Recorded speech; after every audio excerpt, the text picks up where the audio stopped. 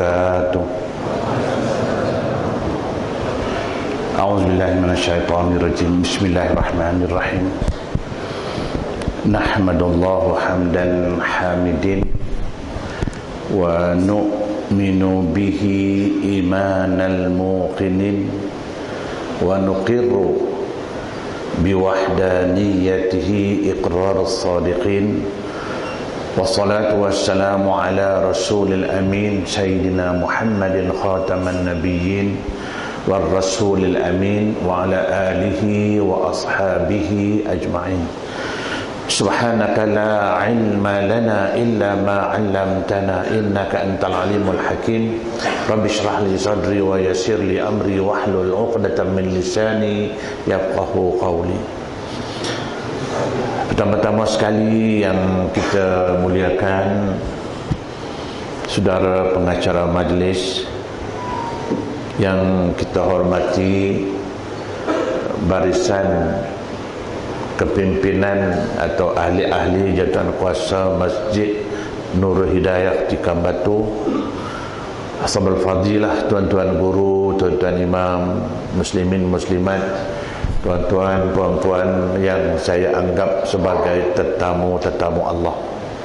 Berbahagialah tuan-tuan pada malam ini, karena kita merupakan orang-orang yang terpilih dan dipilih oleh Allah Subhanahu wa taala sendiri untuk berada dalam satu majlis ilmu, majlis rahmah, majlis maghfirah, majlis yang dinaungi dengan sayap-sayap malaikat. Masya-Allah, tabarakallah. Sebenarnya tuan-tuan tak sedar, di atas kepala kita sekarang ini sedang dinaungi dengan sayap-sayap malaikat. Malaikat mengepakkan sayapnya yang penuh rahmah dan barakah, dan pasti malam ini tuan-tuan kita akan mendapat rahmah dan barakah pada Allah Subhanahu wa taala, insyaallah. Alhamdulillah. Dan sebelum saya nak memulakan ceramah malam ini yang tak bertajuk, sebab saya tak beri tajuk, cuma saya dengar tadi kata kuliah maghrib. Malam ini ditukar jadi kuliah maghrib perdana. Saya pun terkejut juga bila sebut perdana ni. Faham-faham lah tuan-tuan, grand. Sebab yang saya tahu bila kuliah maghrib ini sebut kuliah maghrib perdana ke tak perdana ke kuliah, masuk isyak kena berhenti, itu namanya kuliah maghrib. Kalau nak ringkas lagi 10 minit atau 15 minit, itu namanya tazkirah. Bila sebut tazkirah artinya ceramah ringkas. Tapi kalau tak faham, ada pula tazkirah perdana. La ilaha illallah. Perdana grand. Nak buat kuliah maghrib artinya masuk isyak kena berhenti, itu namanya kuliah maghrib. Perdana kata perdana tu soal lain. Kalau nak panjang sampai 9 suku yang sebut tadi, itu bukan kuliah maghrib, itu nama ceramah umum. Kalau kuliah maghrib isyak kena berhenti. Kalau nak belajar sampai pukul 9 suku, itu nama dia ceramah umum. Nak panjang lagi sampai pukul 10.30, itu baru namanya ceramah perdana. Pasal apa ceramah perdana? Pasal seorang. Kalau 3 orang, forum perdana. Itu bezanya. Jadi tuan-tuan hari nak mana? Nak kuliah maghrib ke? Nak ceramah umum ke? Nak ceramah perdana ke? Nak panjang lagi boleh, kita berhenti pukul 12. Itu nama dia rapat umum. Itu kenapa panggil orang politik yang panggil saya. Jadi malam ni tuan-tuan nak yang mana? Tuan-tuan dah faham dah apa dia tazkirah, apa dia kuliah maghrib, apa dia ceramah umum, apa dia ceramah perdana. Jadi malam ini tuan-tuan nak yang mana? Nak tiga sekali? Macam mana tiga sekali? Nak buat sup, masak lemak, masak kari dalam tu periuk boleh? Hancai habis. Jadi kita buat ceramah umum. Dia ceramah umum, bukan kuliah maghrib. Ceramah umum. Sampai 9 suku kita berhenti dengan syarat. Dia ada syarat tu. Syarat dia masuk isyak tak payah azan. Sebab azan ini hukumnya wajib ke sunat? Wajib ke sunat? Tak tahu hukum apa. Azan sebelum sembahyang wajib ke sunat? Itu taklah jawab. Cubalah jawab sikit. Macam mana nak jadi ustaz ni?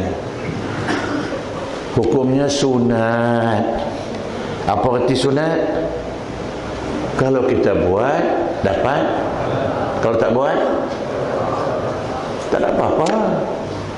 Kalau buat dapat pahala. Siapa dapat pahala? Tok Bilal dia azan. Kita mendapat juga bila mana kita jawab azan dia. Itu hukum. Kelebihan tujuannya, azan di masjid dia apa tujuannya? Di masjid ada dua aja. Azan di masjid ada dua tujuannya. Tak sama seperti azan di rumah. Kalau di rumah kita tu banyak tujuan. Kalau datang ribut kuat, datang puting beliung, pokok tembusu tu tumang, kita boleh azan. Datang ribut kuat, pokok-pokok tumbang, takut rumah kita pun tumbang, kita boleh azan. Berlaku kebakaran, sebelum bomba datang, kita boleh azan. Nabi dah bagi tahu, qala Rasul, idza ra'aitumul hariqa fakabbaru. Bila kamu nampak api mula memarak, makan, boleh kamu azan, takbir. Sama ada nak azan terus ataupun takbir Allahu Akbar, boleh juga. Ini di masjid ustaz tengah ceramah jerit Allahu Akbar, ustaz pun terkejut. Kadang-kadang di rumah orang nak jalan jauh pun orang azan. Betul tak? Kadang-kadang orang beranak pun orang azan. Bukan azan betina beranak tu, azan ke anak yang beranak tu. Orang perempuan tak payah diazankan. Jangan buat pergi azan telinga orang yang beranak tu pula. Tapi di masjid dua tujuan dia. Yang pertama, kita azan nak bagi tahu masyarakat sekeliling waktu isyak sudah masuk.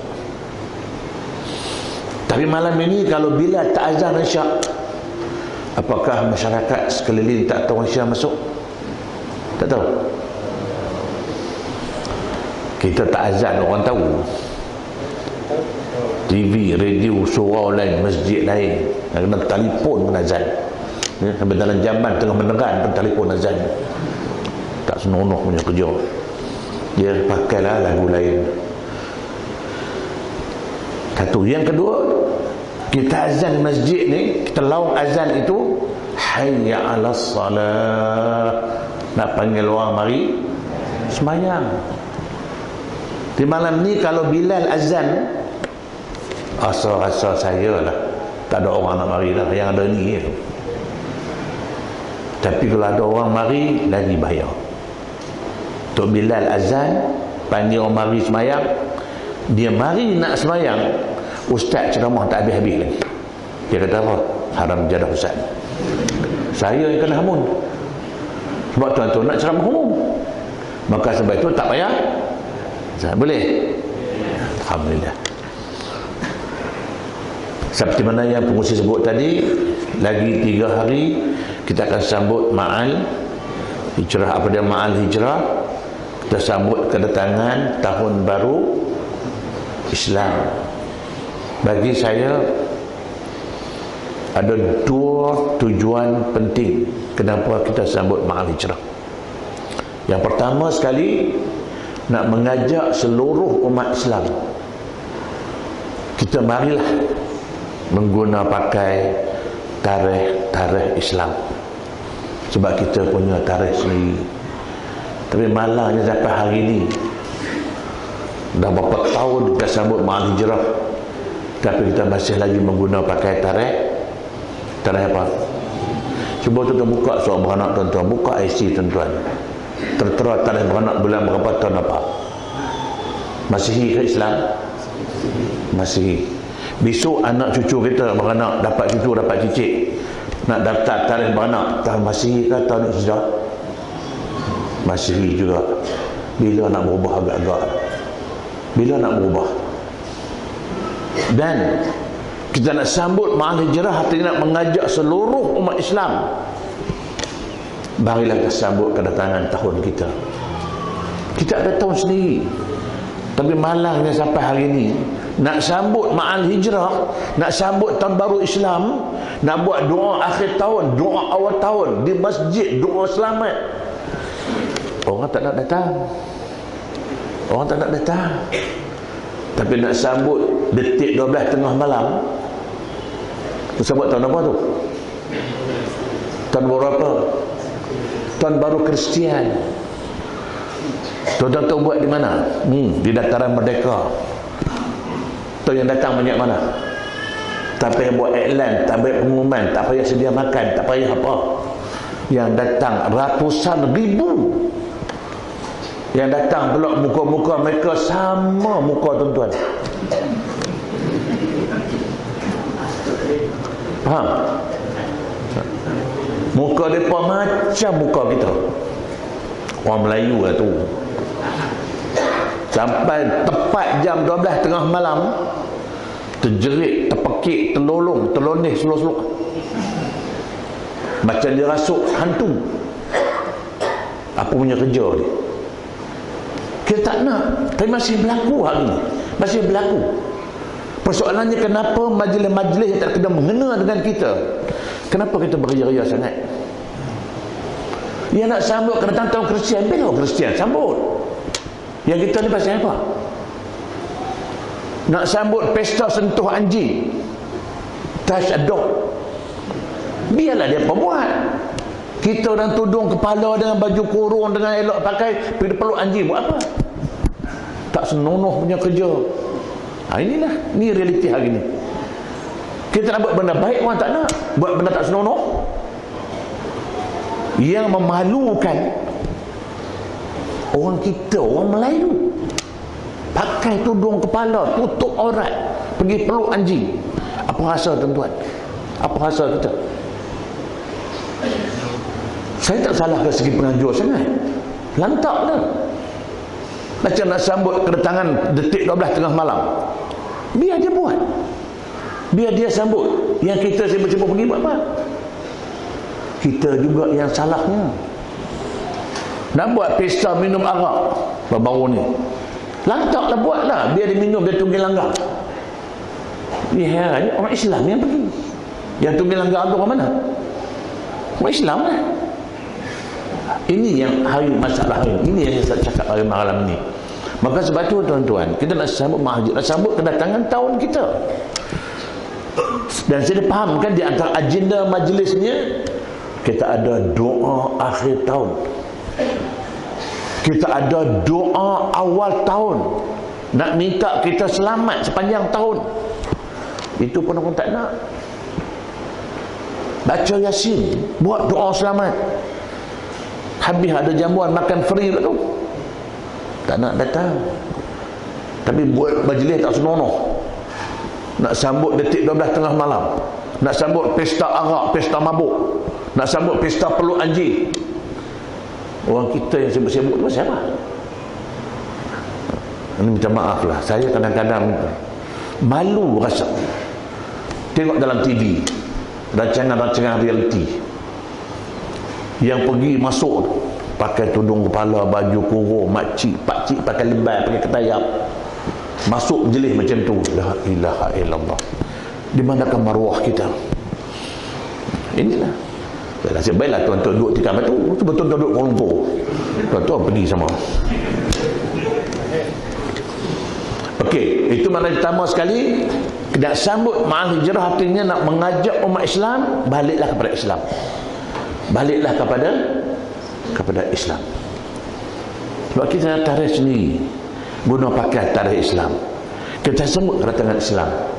Betul, saya kadang-kadang saya pun jahat juga tuan-tuan, jahat juga. Ya. Bila saya tahu malam ini orang nak sambut detik 12 tengah malam, nak sambut kedatangan tahun baru Kristian. Ya, sejak jam 5 petang dataran merdeka akan dipenuhi dengan manusia-manusia yang rupa macam kita. Kalau dah pukul 5 duduk dalam merdeka, agak-agak keluar rumah pukul berapa, agak-agak lah. Asal di mana agak-agak? Maghrib, Isyak, apa tak ada. Inilah realitinya. Saya pun kadang-kadang jahat juga doa ni. Malam ni orang berhimpun di dataran merdeka nak sambut detik 12 tengah malam. Saya bersembahyang maghrib, lepas sembahyang doa, ya Allah Tuhanku, malam ni kau turunlah hujan lebat-lebat. Apa jahat tu? Tapi hujan tak turun. Allah tak terima doa saya.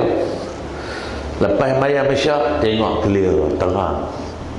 Lepas sembahyang, doa lagi, ya Allah Tuhanku, kalau kau tak mau tunggu hujan tak apalah, aku nak minta asal lagi. Minta apa? Jam besar di bangunan Sultan Muhammad tu sampai angka 11.55 kau berhenti. Tak berhenti juga. Tak berhenti, jam jalan terus. Berdentum angka 12 saja. Allah mak. Manusia jadi gila. Macam dia rasuk syaitan. Terjerit, terpekik, terlolong. Inilah realitinya. Patut kita adakan sambutan Ma'al Hijrah. Satu. Dan yang kedua, kita nak sambut kedatangan tahun baru Islam ini, paling-paling tidak nak menyedarkan kita, seluruh umat Islam, dia lelaki, dia perempuan, yang muda, yang tua, nak menyedarkan kita umur kita semakin meningkat. Datang tahun baru, nak menyedarkan kita umur semakin meningkat. Bila umur semakin meningkat, apa berarti? Apa berarti? Bila umur semakin meningkat, jangan duk seronok umur semakin tua tu.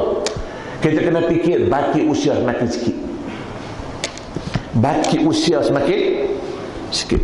Umur semakin panjang, umur semakin banyak, baki usia semakin sikit. Sikit tu banyak mana? Sikit banyak mana?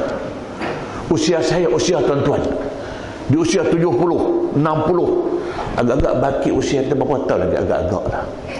Ada 50 tahun lagi? Mana ada.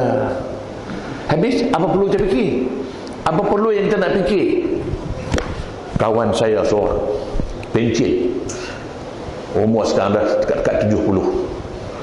Bila jumpa saya, dia menung-menung saja. Apa menung-menung ni? Dia kata dia fikir nak buat kerja apa, nak buat bisnes apa. Saya kata, you ni bodoh lah. Ustaz kata saya bodoh? Ya. Sepatut di usia you tak fikir nak buat kerja apa dah. Fikir nak mati.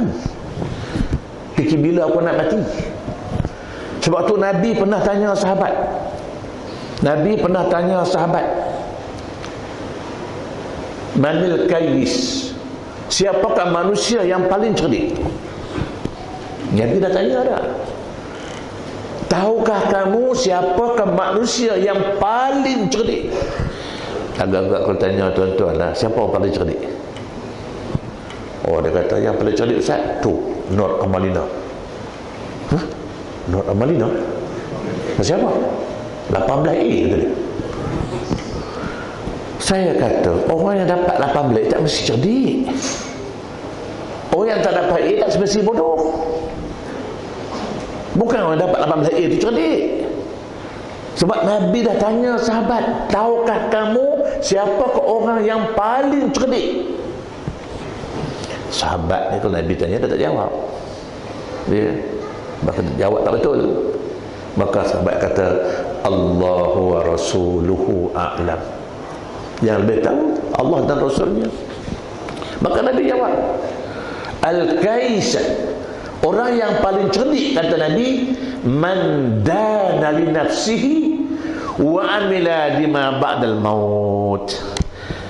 Orang yang sentiasa menghisap muhasabah diri dia, yang memikirkan saat kematian dia, lalu dia beramal untuk selepas kematian dia. Allahu Akbar. Itu orang cerdik. Orang yang fikir, aku di umur dah 70, Bila umur 70 apa reti? Apa reti? Dekat tu, dekat dekat tu bila orang betul kata maybe tomorrow, boleh jadi besok. Tak mustahil. Di antara tuan-tuan besok akan mati. Apakah mustahil? Bersedia tak untuk mati besok? Bersedia tak? Umur 70 duk beratur tikar nombor ekor lagi. Cerdik ke bodoh tu? Umur 70 tahun duk beratur depan kedai ekor nak tikam nombor ekor. Apa nak buat? Saya takut satu saja. Kalau nombor tikam tu menginggah sekali, pingsan orang tua tu. Silap-silap kojol tu. Sepatut kita ni kena fikir saat kematian. Dan kita kena fikir wa amila lima ba'dal maut, maka dia beramal untuk lepas kematian. Apa ni yang kita beramal hari ni? Kita semayang tuan-tuan, kita bersedekah, kita tabarruk jariah untuk selepas kematian kita. Untuk lepas kematian, apakah berlaku di tempat kita mati? Nak fikir tak? Bila kita mati, kita akan dimandikan, akan dikapankan.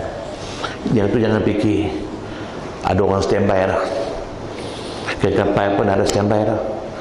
Orang akan mandikan kita kapan kita semayang, usung kita, bawa ke liang lahat. Di situ orang mula pijak-pijak kita. Habis kita ditinggalkan, apa berlaku? Apa akan berlaku? Inilah yang nak fikir. Yang nak fikir selepas kematian, jangan fikir sebelum mati. Di sana akan datang dua wakil Tuhan bernama Munkar dan Nakir. Ini pasti akan berlaku. Kita semua akan mati. Saya akan mati, tuan-tuan akan mati. Terutama di usia tuan-tuan, tunggu apa lagi? Ini dah fikir nak buat kerja apa, nak buat bisnes apa. Makan tak banyak dah, makan tak lalu dah. Cuma tunggu saat kematian aja. Ini yang nak sebut hijrah ni, nak fikir usia dah lanjut.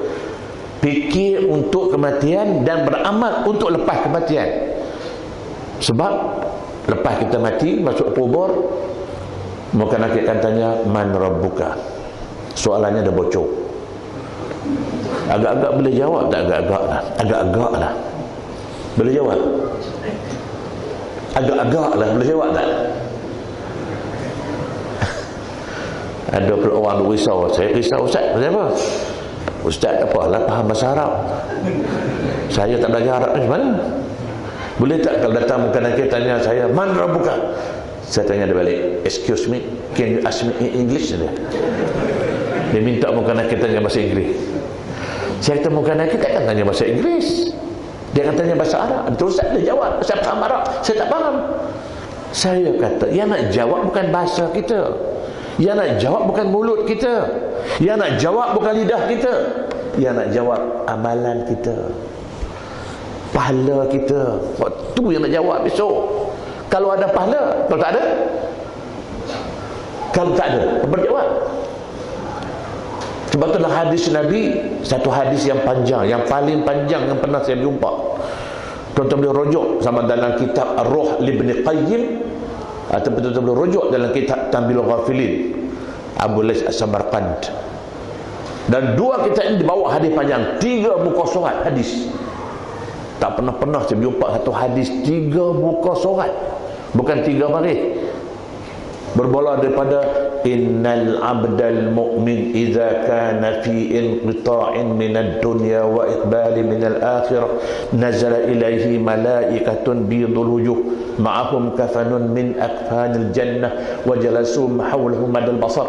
Panjang hadis 3 muka surat. Kita baca hadis ni habis masa.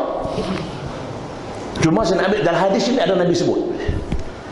Nabi kata masuk kubur nanti, siapa yang boleh jawab semua soalan Munkar Nakir, soalan 1 dia jawab, soalan 2 dia jawab, soalan 3 jawab, insya-Allah tuan-tuan boleh jawab. Ni dapat saya ni. Kalau inilah rupa-rupanya, insya-Allah tuan-tuan jangan bimbang. Tuan-tuan boleh jawab. Yang bimbang yang luar sana, yang tak nak masuk masjid, tak nak mari masjid, tak nak sujud sembah Allah, yang ini saya bimbang. Tuan-tuan, puan-puan, insya-Allah besok masuk kubur, besok man rabbuka. Soalan macam tu pun nak tanya. Kacang. Tuan-tuan akan jawab insya-Allah. Ya. Kalau tuan boleh jawab, satu jawab, dua jawab, tiga jawab, semua soalan dia jawab, insya-Allah tuan-tuan boleh jawab. Di akhir sekali Nabi kata, siapa yang boleh menjawab semua soalan Munkar Nakir, Munkar Nakir akan berkata kepadanya, namatil arus, tidurlah anda macam mana tidurnya pengantin. Allahu Akbar. Namatil arus, seterjemahkan bahasa Melayunya, tidurlah anda seperti mana tidurnya pengantin. Tuan-tuan, pengantin tidur macam mana? Dah kahwin belum ni? Belum kahwin lagi? Belum lagi? Masya Allah. Bila nak kahwin ni? Dia dah kahwin belum? Belum, tak tahu dia. Tidurlah anda seperti mana tidurnya pengantin. Tu dah bunyi tu, warning. Dia beritahu kata, kalau kelam marid, kelam matilah. Tapi kita bukan kelam marid, kita ceramah umum. Okey. Tidurlah anda seperti mana tidurnya pengantin. Pengantin tidur macam mana? Tak tahu. Tak kahwin lagi ni. Siapa yang dah kahwin mesti pernah jadi pengantin. Macam mana pengantin tidur? Sebenarnya tuan-tuan, ini hadis ni hadis simbolik. Kalimat-kalimatnya simbolik. Tidur pengantin, maksud dia, bila pengantin masuk bilik tidur, kadang-kadang bilik tidur dia tak ada pintu, pakai tabir aja. Mungkin orang Tekan Batu masih ada lagi pun bilik pengantin tak ada pintu.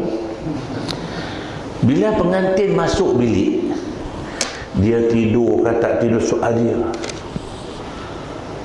Saya pernah tanya, macam mana pengantin tidur? Ada orang jawab, ustaz, pengantin tak tidur.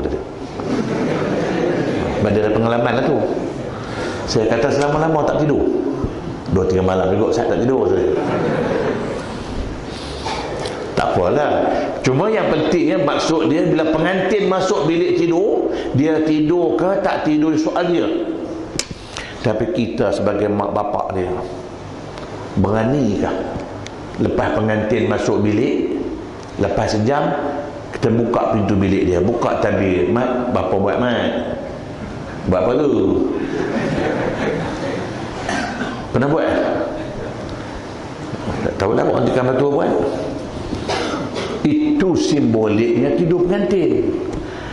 Tidur orang tak akan ganggu, orang tak kacau, orang tak usik, sampai pagi besok pukul 10. Pukul 10 pagi tak bangkit-bangkit, tak bongkar-bongkar lagi. Pasal apa? 22 KO. Pasal apa 22 KO? Pengadil tak ada. Siapa berani masuk bilik dia? Betul tak? Itu simbolik tidur pengantin. Tak payah duk fikir macam mana pengantin tidur, menerak ke menonggil. Tak payah fikir. Simboliknya pengantin dia masuk bilik tidur, orang takkan. Itulah simbolik tuan-tuan dalam kubur nanti. Kalau tu boleh jawab semua soalan Munkar Nakir, tuan-tuan tak kena ganggu lagi dah. Relax. Relax. Rehat. Subhanallah. Itu yang nak fikir, itu nak sampai situ. Cuma soalan dia boleh jawab tak soalan Munkar Nakir? Saya kata tadi, yang nak jawab itu bukan lidah kita, bukan mulut kita. Yang nak jawab apa dia? Amalan kita, pahala yang terkumpul. Cuma soalannya, kita ni ada pahala tak? Nak tahu kita ni ada pahala ataupun tidak, senang saja. Saya dalam kajian saya buat, nak tahu kita ni ada pahala ataupun tidak, kita kena cek, kita ada tak buka akaun akhirat. Ada tak kita buka akaun akhirat? Atau akaun akhirat? Tak tahu. Nombor akaun dia 24434. Saya ulang lagi sekali. Nombor akaun akhirat 24434. Jangan bantu tiga ekor besok lah kan. Dia tahu ustaz sebut nombor besok jadi esok kan. Itu yang masalah tu. 24434. Itu nombor akaun akhirat. 2 apa dia? Subuh, 4 zuhur, 4 3 4. Maknanya orang tu sembahyang. Orang sembahyang subuh, zuhur, asar, maghrib, isyak, berarti secara automatik dia sudah buka saving account akhirat. Bila ada saving account akhirat, tuan-tuan datang dengan ceramah, ada pahala tak? Masuk. Lepas tu bagi derma pula, ada pahala tak? Masuk. Tapi kalau akaun tak ada, tak semayang. Ataupun akaun tak betul, nombor salah, akaun tak ada, pahala masuk tak? Kalau Masjid Nur Hidayah tak buka akaun di bank Islam, saya buat contoh. Kalau Masjid Nur Hidayah tak ada akaun di bank Islam, kita pergi bank Islam, oh tuan, saya nak buat jariah sedekah kat masjid 10,000. Nah, ambil 10,000. Bank pun ambil 10,000. Masjid dapat tak? Masjid dapat tak? Mana pergi duit tu? Tak tahu. Masjid tak dapat duit pun. Jadi kita sekarang buat amalan, buat sedekah, puasa, haji, sembahyang tak cukup. Ada akaun? Ada pahala? Sebab itulah bila akaun akhirat tak ada, pahala tak ada. Bila pahala tak ada, dosa? Dosa ada. Bila buka akaun, dosa tak payah buka akaun. Bakul sampah ada, masuk je. Besok bila pahala tak ada, masuk kubur, man rabbuka? Dia jawab, tak ada. Kata pasal apa dah jawab? Saya sembahyang tak nak berhenti.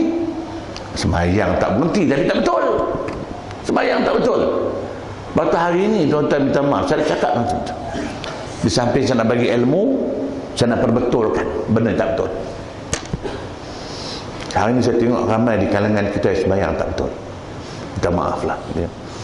Sebab kita ni tuan-tuan, kalau kita buat salah, kita buat silap, selagi orang tak perbetulkan kesilapan kita, selama itulah kita tak tahu yang kita salah. Betul Nabi kata ad-dinun nasihah, agama ini nasihat. Kita nampak orang tak betul, kita perbetulkan. Tuan-tuan nampak orang sembahyang salah kiblat, nak biar? Nak biar? Perbetulkan. Pergi pegang bau dia, pusing bagi betul kiblat, kena perbetulkan. Itu dalam Islam, orang tengah sembahyang salah kiblat, kena betulkan. Kami jangan bercakap, saudara, kiri sikit lah. Jangan cakap dengan orang sembahyang. Kalau dia salah kiblat, perbetulkan. Tuan-tuan salah sembahyang, kena betulkan. Sebab saya tengok ini hari, tuan-tuan, minta maaf ya, saya sebut sikit nak kaitkan dengan mahjarah tadi.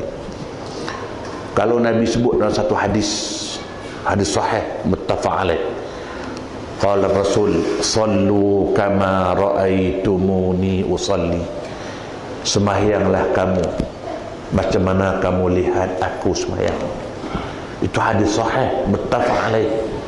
Berarti kita kena sembahyang macam mana kita tengok Nabi sembahyang.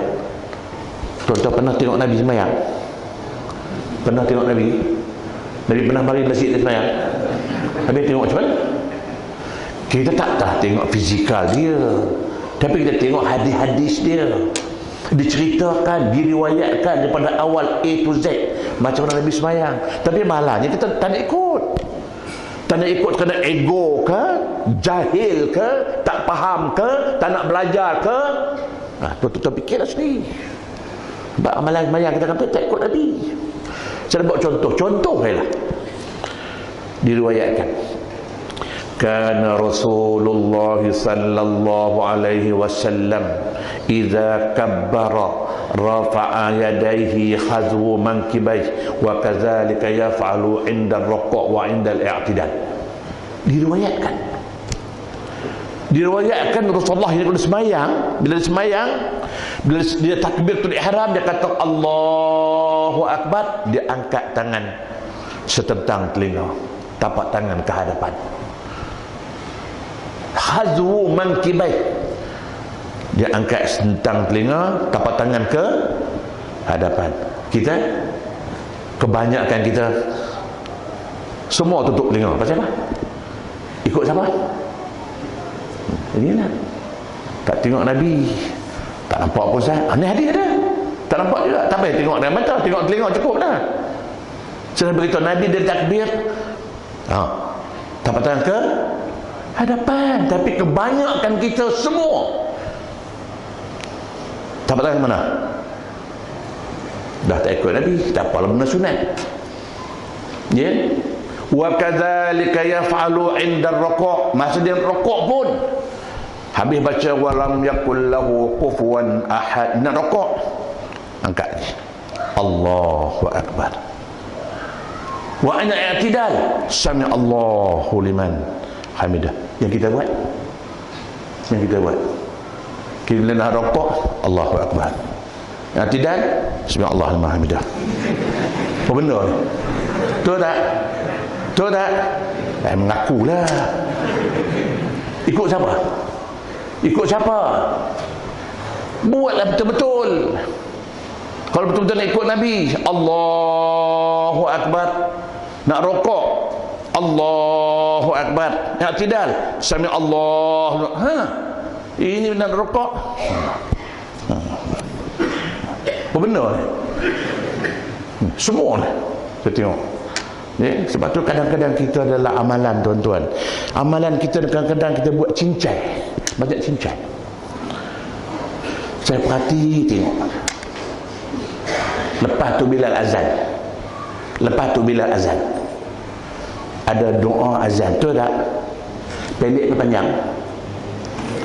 La ilaha illallah wahdahu la syarika lah, lahul mulku wa lahul hamdu yuhyi wa yumiitu wa huwa 'ala kulli syai'in qadir. Allahumma rabb hadhihi da'wati tammah was salatil qa'imah ati sayyidina Muhammadan al wasilata wal fadilah wa syarafa ad darajatil 'aliyah rafi'ah wa ba'as maqamal mahmud alladhi wa'adta innaka la tukhliful mi'ad. Doa apa? Azan pendek ke panjang? Tapi kenapa dia nampak tuan-tuan lepas azan dah habis? Apa yang dibaca? Semua ni apa yang tuan-tuan baca? Yang saya herannya dah apa doa baca ni? Kita baca doa apa? Inilah kadang amalan kita ni bila buat amal ibadat cincai. Kenapa buat elok baca doa betul-betul? Ini habis azan, habis qamat. Dah. Apa benda dia baca ni? Baik, sembahyang. Dapat je sunat tak apalah. Kalau buat elok, angkat takbir elok, sami Allahu liman hamidah. Allahu akbar. Ini nak rukuk. Allahu akbar. Ya Allah liman hamidah. Apa benda ni? Ada tak? Ngakulah. Baik, tak apa tu sunat, tak dapat pahala sunat, tak apa. Ambil rukun. Yang rukun tu Allahu akbar. Saya bila mana saya perhati tengok. Kalau saya sembahyang saya tengok depan saya. Ramai di kalangan tuan-tuan yang saya boleh hukum sembahyang tuan-tuan tak sah. Macam mana tuan-tuan? Bila sembahyang tuan-tuan tak sah, berarti rekod sembahyang tak ada. Bila rekod sembahyang tak ada, akaun akhirat pun tak ada. Bila akaun akhirat tak ada, pahala yang kita buat habis. Jangankan semua tak betul, satu sembahyang tak buat apa dah tak boleh dah. Tuan-tuan baca Al-Quran. A'udzubillahi minasyaitonir rajim. Fawailul lil musallin alladzina hum an salatihim. Apa makna? Makna tak tahu Ustaz, apa-apa. Kadang-kadang ustaz terjemah makna tak betul. Saya dengar 2-3 ustaz dia kata neraka wail, masuk neraka orang semayang. Orang semayang ni masuk neraka. Dia kata ustaz kalau semayang masuk neraka, betul tak semayang. Saya kata kalau tak semayang lagi cepat masuk neraka. Yang semayang ni masuk neraka pasal apa? Allazina hum an salat. Dia tak kata salawat. An itu mengenai salat satu semayang. Sahur dia lalai, tak buat. Barang siapa tak buat satu semayang, siapa pernah tinggal satu semayang dengan sengaja, maka dia akan masuk neraka. Tuan-tuan, ada pula ustaz terjemah ayat ni, dia kata neraka wail orang-orang yang lalai dalam semayang, tak khusyuk. La ilaha illallah. Kalau tak khusyuk dalam semayang, masuk neraka wail, habislah kita. Tuan-tuan khusyuk semayang? Khusyuk? Bohong Saya pun tak khusyuk. Saya pun tak pernah khusyuk dalam semayang. Macam mana nak khusyuk? Tengah berdiri baca tahiyat. Macam mana khusyuk? Saya tengah berdiri bangkit rakaat yang ketiga, at-tahiyyatul mubarakatus salawatut thayyibat. Tengah berdiri baca tahiyat. Yang boleh sedar macam mana? Asyhadu an la ilaha illallah. Macam jari duduk sini, baru sedar rupanya baca tahiyat. Khusyuk kan? Khusyuk neraka. Ayat ini bukan nak cerita tak khusyuk. Ayat ini cerita allazina hum an itu mengenai satu semayang. Dia tak kata salawat, dia kata an salatihim, satu semayang. Sahun, mereka lalai, artinya tak buat. Dia pergi terjemah kata dalam semayang. Siapa cakap dalam semayang? An itu bukan dalam. Waktu baca Quran ni tuan-tuan, kena faham betul. Kita baca di awal surah Al-Mu'minun, qad aflahal mu'minun, mendapat kemenanganlah orang-orang yang beriman. Orang beriman macam mana? Allazina hum fi salatihim khashi'un. Fi dia tak ta'an. Allazina hum fi itu di dalam. Mendapat kemenangan orang-orang yang beriman, itu orang-orang yang ketika dalam semayang dia khusyuk. Kalau khusyuk dapat kemenangan. Kalau tak khusyuk, tak dapat kemenangan. Tak menang, tak berjaya, kalah. Tapi tak masuk neraka. Yang tadi an, yang ni fi. Baca lagi ayat 6. Wallazina hum ala salawati. Ala pula.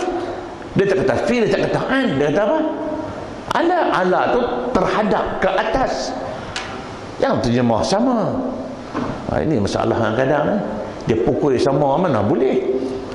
Fawailul lil musallin allazina hum an. Dia tak kata fi, dia tak kata ala. Di awal surah Al-Mu'minun, qad aflahal mu'minun allazina hum fi. Dia tak kata an lagi dah. Fi salatihim khashi'un. Baca lagi ayat ke-6, walladzina hum ala salawat. Ala pula. Betul tak?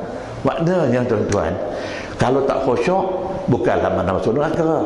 Tapi yang masuk neraka pasal apa? Tinggal satu semayang. Itu kalau tinggal. Diperkuat dengan hadis Nabi. Apa Nabi kata? Qala Rasul, man tarakas salatal asri muta'ammidan faqad habita amalu. Barang siapa sengaja meninggalkan satu salat asar, maka terhapuslah semua pahala-pahala amalan, habis. Ulama-ulama berselisih pendapat, amalan mana yang habis. Kata setengah ulama, semua amalannya. Tinggal satu semayang, habis puasanya, hajinya, zakatnya, sedekah, habis pahalanya. Tapi ada ulama lain kata, tak. Yang habis pahala amalan hari di mana dia tinggal semayang asar tadi. Ada dua pendapat. Kalau hari ini tuan-tuan tak semayang asar tadi, mungkin kalau ada tuan-tuan tak semayang asar tadi, kerana hari ini satu semayang tuan-tuan tak buat, pahala semayang subuh, pahala zuhur, pahala dengan ceramah, pahala sedekah, hari ini habis. Tu tinggal satu semayang. Kesamalah semayang kalau tak sah, sama juga. Baik, macam mana nak pastikan semayang tuan-tuan tak sah? Okey, tolong beri perhatian. Ini untuk kebaikan kita. Takut-takut besok menghadap Allah Subhanahu Wa Taala, tengok rekod semayang kosong, apa pun tak ada. Pasal apa? Semayang tak betul.